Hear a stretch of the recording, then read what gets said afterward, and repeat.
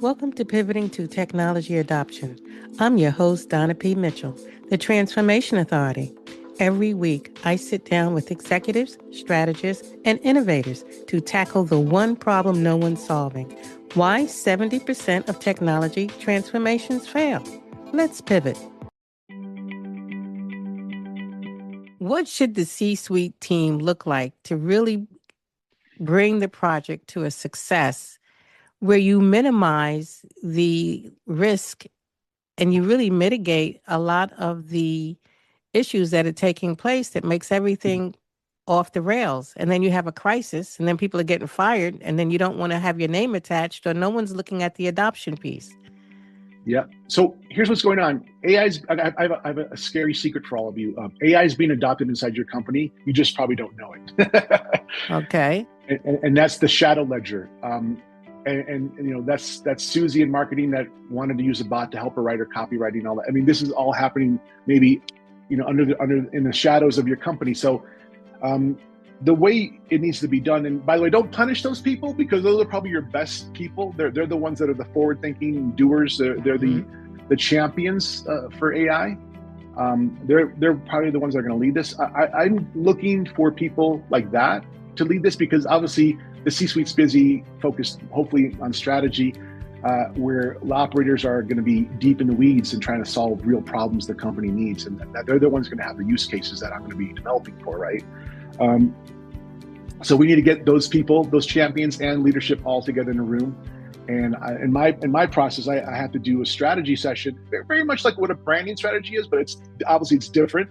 It's a lot more, it's a higher fidelity kind of a session because you're beyond just trying to get the brand voice and all that stuff and the mission and all that good stuff that is now more valuable than ever, right? It's kind of this thing we glossed over. Oh yeah, we did our mission statement. No, that actually becomes very important now because the AI needs context. It needs like an anchor and it needs a reference point to build off of. But then we do layers upon layers of like the thinking of the POP like kind of questions, like what it can do, what it can't do, obligations, permissions, and all that good stuff. And that has to be layered in a certain way. And again, this is a human type work. We're not even talking about the machine or tech stuff at all. We're talking about people in a room saying, what can your AI say or not? Like, how far can we push this? What equals bad? What equals disaster? What can it never say? Like those are really critical and become a big focus of the strategy before anything's implemented. What are you working on that's exciting that you want to share with the C-suite and executives and those that have a vision about AI and technology adoption? As you have said, I work at the intersection of strategy, technology, and execution. And one of the hot space right now is the AI. So I'm working with C-suite, advising and working in parallel with them to how to make AI strategies. What is the strategy works for their business model, for their culture, for their people, and then how to do the AI adoption, keeping people human at the center of every transformation. So that's where my spot is. The exciting part, or I would say the challenging part, is the mindset. My focus every time is to bring C-suite to leaders back to strategy rather than tools, because time and time I've been hearing this pattern that AI is that magic tool which is going to solve my problem. So AI cannot be your strategy. AI is part of your strategy. And that's the mindset with which I start with, and how we can engage our human, whether there's your stakeholder, whether your customer, whether there are people working in your organization, your board members, to use technology to empower them rather to replace them. Well, I'm really glad that you explained that piece with the mindset, because I find that to be very important. And some of the issues today is about the mindset. But I have people listening that are really curious on who should be in that beginning meeting. When C-suite decides that they need to upgrade their technology, do an implementation, they budgeted the money in the line item. What CEOs and what chiefs, there's a whole lot of chiefs happening right now today, who should be on that C-suite team in the conversation? Who would you include? So if my suggestion would be to have all your C-suites in there. I do not say that you take away CTO and keep your chief data officer away from that conversation. It's a group conversation and it needs to be starting from there. Also, your people C-suites should be there too, because they can give you the voices of people, what they are feeling about, what is their team looking into it. So I feel like all of them should be there with the same goal in the mind. Problem is not the amount of people, is what they're trying to achieve or what the vision is. Because if your vision is, let me get ROI, let me get move faster and quickly without looking into that long-term goal, it's going to fail. No matter who you have it in the room and how many experts are sitting in that room. People are thinking in a short term. For example, I was talking with a banking CEO and during my advisory work, his first question was, he was launching the product and what should be the best AI tool you have used which will work in my product launch? And that's not the right question to ask. My question to him was, what is actually stopping you to launch this? What are the pitfalls from your previous launches? What are the failures from that? So that mindset of what will be the right AI tool to launch, I have shifted him to what is the problem is. Working with his team together, that data came to the surface that they are not identifying the user profile correctly. They do not have their target audiences in the mind. So thinking that magically AI would get those people to buy this product is not going to happen for you. So that's the mindset change needs to be there. If leadership have that mindset, then they can guide their team members. So for me, it's not important who is in the room. For me, important is how you're thinking, who are in that room.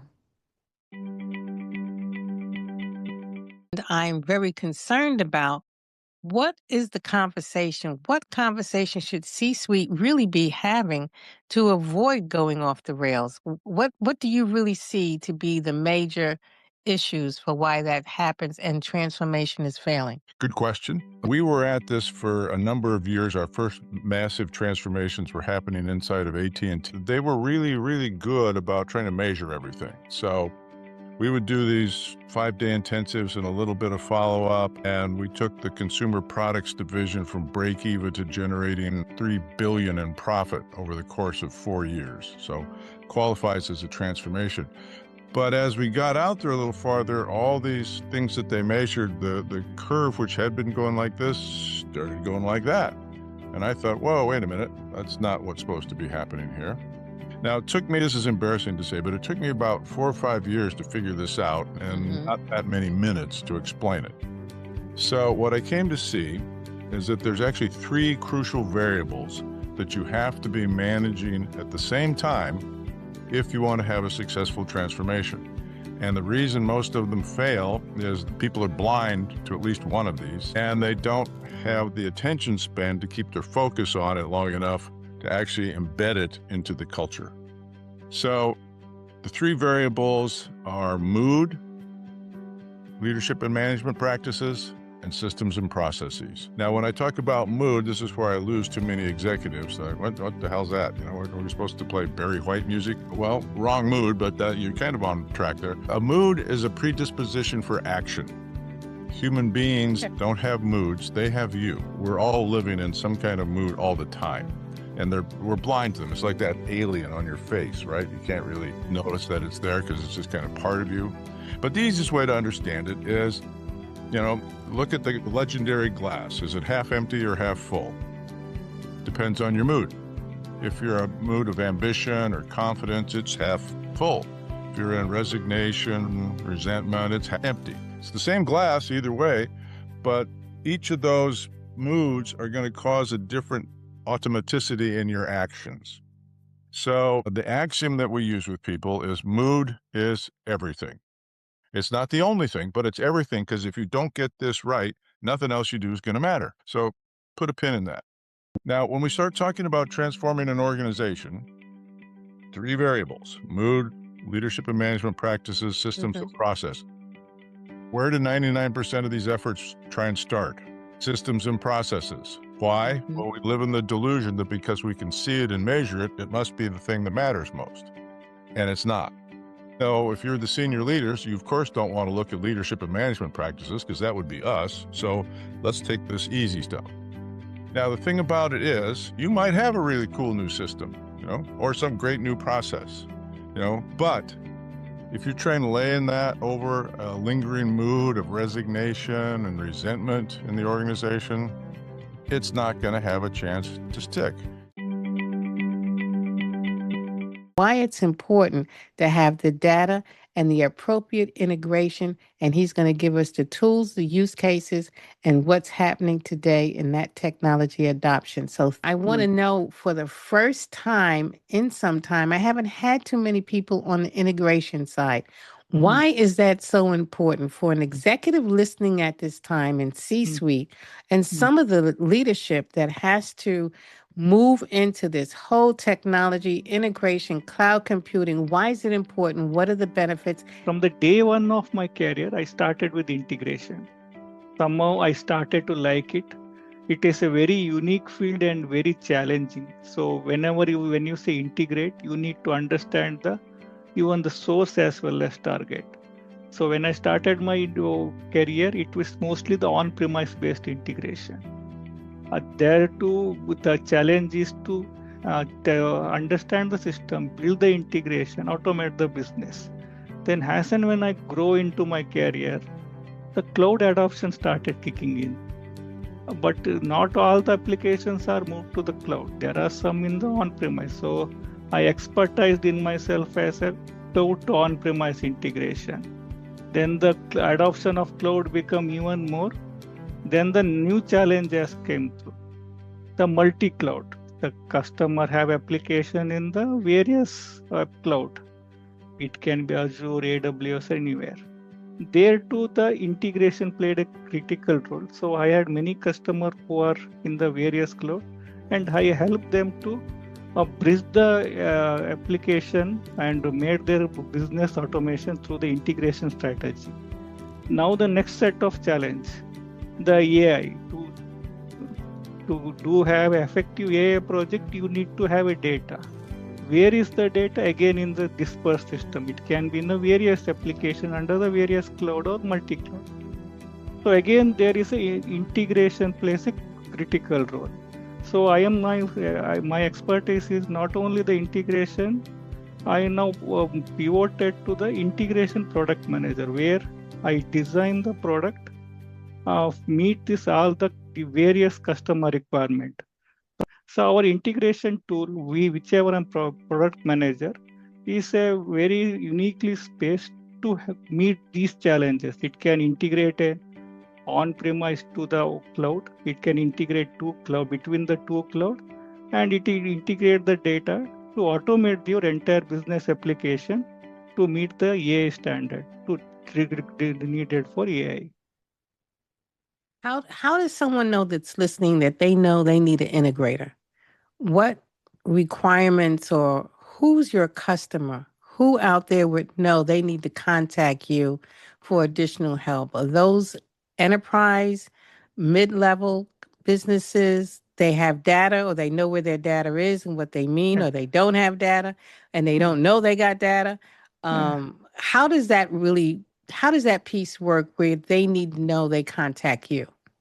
Every customer out there, even maybe a small customer or even a startup, to the largest multi-enterprise customer, each and every customer needs an integration strategy, because every enterprise application will be using a different application.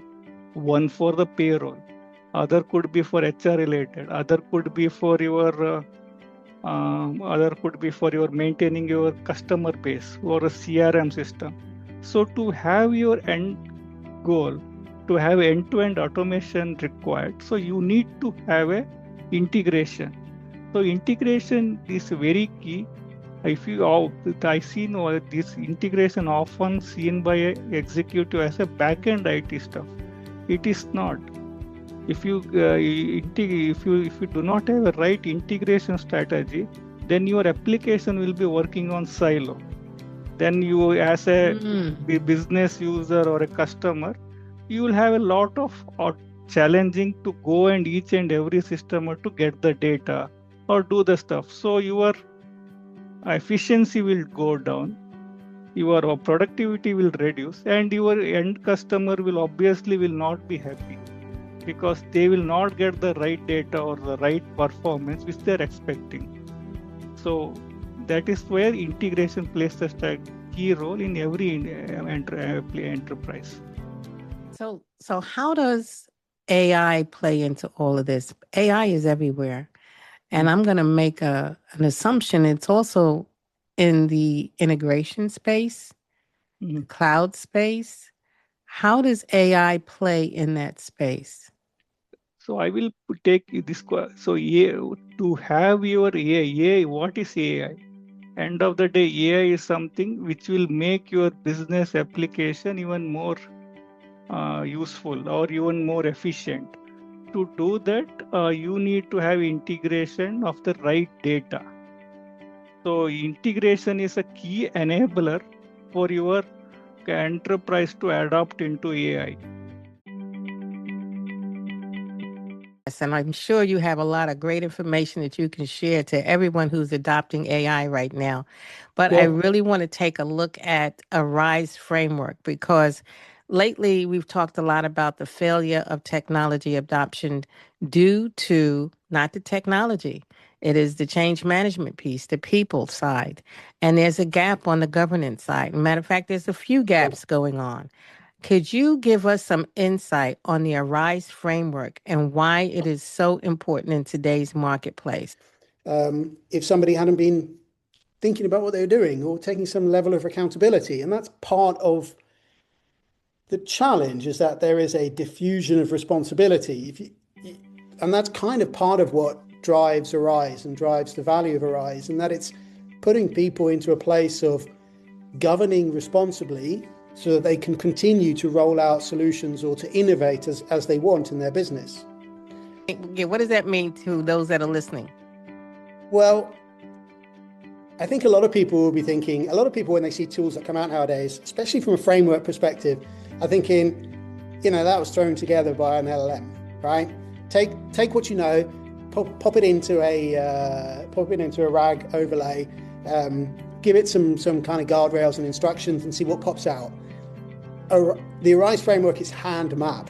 You take ISO 42001 or 27001, you for humanities AAA cybersecurity certification scheme, which runs to over 200 pages of audit criteria. You might take another cybersecurity scheme, and then you map the intent. If you're looking through ISO, they don't tell you that you have to do X or have to do Y. They say you should do X or you should do Y. Sure, there are some normative, pass this or don't pass this, but you have to interpret the intent in the clause in order to see where that maps into the audit criteria from For Humanity, right? So you can't just dump 42001 and For Humanity into an LLM and say, match them up and spit out some context. You have to go through it one by one to find the controls and to see the best of each clause, annex control if we're talking ISO, For Humanity audit criteria if we're talking For Humanity, maybe the best pillar if we're talking NIST, right? You've got map, measure, manage, govern. So where do they fit in from a risk management perspective or from a cybersecurity perspective? So it's hand mapped. It's not a generated framework, which means that we know where things are in that framework, and we know where things are from the point of view of, okay, if you're in the foundational zone of starting your AI governance journey, then we can hand pick the foundational controls you should be thinking about and present them to you. If you're in the kind of the operationalization period of your AI governance journey, let's say you're in strategic planning or you're getting to kind of framework implementation, then we've got a section that says, okay, now you're on the implementation path. These are the controls that you really should be thinking about. Or let's say you're a little bit more mature, you now want to do a validate, you want to do an exercise around how good are we? Can we prove how good we are?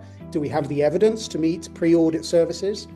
We can pick those controls. So it's because it's hand map and because it's so well known, then it kind of feeds into what we do as an organization at Assess Intelligence, is to deliver, value. People will say, if we get ISO 42001 certified, or if we are 27001 certified, we can put that on our trust site and we can say, we know what we're doing. Our AI is safe. But risk shouldn't be a competitive differentiator. People shouldn't be deciding that they're going to take more risk with the products that they're using from your company. Risk should always be something that we all stand up for, and we make sure that we mitigate as much as possible. It's a shared responsibility. So the industry needs these types of frameworks, these types of common frameworks that we can all kind of join around to kind of unify how we govern, how we make things secure, safe, and assured. And that's why Arise is free. So for those executives and people listening that have technology that they're either thinking about, talking about, or already have implemented, and it's already going off the rails, what is the conversation that should be taking place in C-suite where we need to bring this person in, or where is our cybersecurity? But cybersecurity may not have it all because there's another gap. Who are the people that should be in the room from the beginning so you don't have a crisis bubbling underneath? And then you've got a whole organization that's in crisis mode that they're trying to save because the AI wasn't audited and they didn't start at the right place. Yeah, we're talking about organizations that know they've taken on an AI solution, or they've had an AI solution come in from the bottom up. Or they're thinking about it now.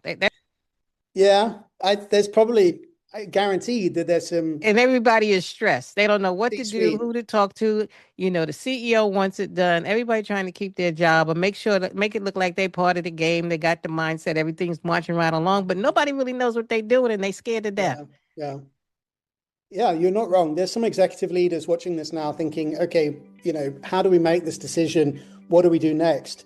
I imagine somewhere within that enterprise that executive leader is overseeing or is working in, someone is already using AI in that company, and it's come in from the bottom up.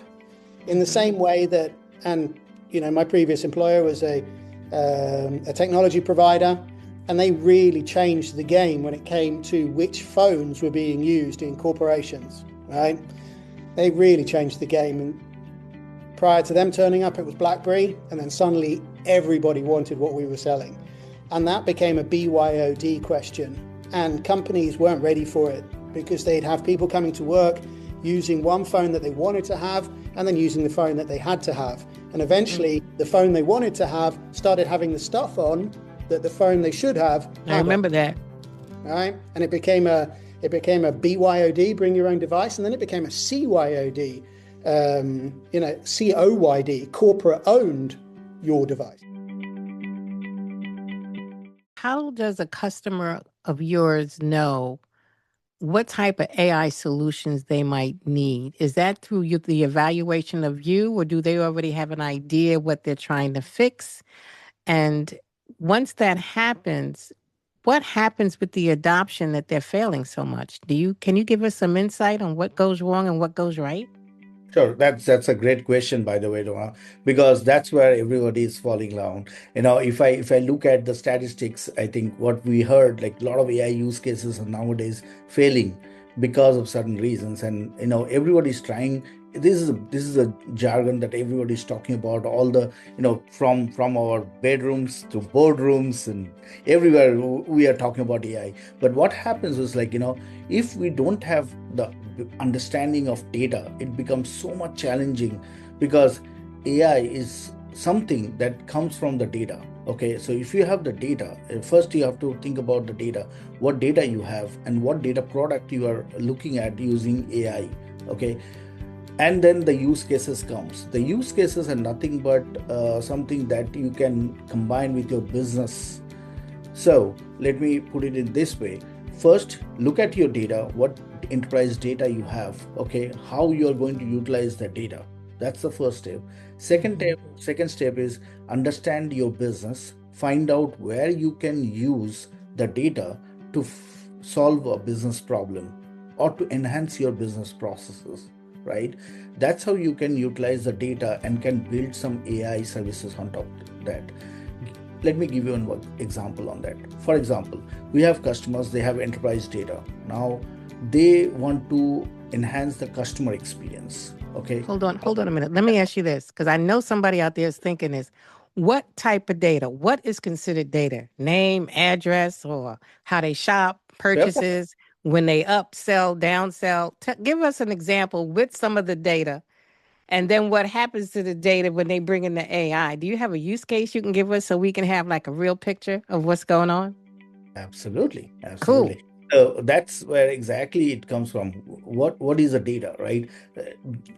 Previously, I mentioned about data that can be a relational data, that can be unstructured data. When I say relational data, you have all your customer information that is there in your customer information system, in your ERP application, right? So those are relational data that you have stored in your tables and rows inside the database. But then there are a lot of unstructured data that we are talking about, like customer invoices, customer feedbacks. You can get it in a JSON format. You can have a lot of information that's available in some of the external sources that you may also need to collaborate and take decisions, right? This could be your Twitter feeds, this could be your Facebook feeds, this could be any kind of feeds that's coming from outside of your enterprise data environment, right? So these are all data I'm talking about. Thank you for listening to Pivoting to Technology Adoption.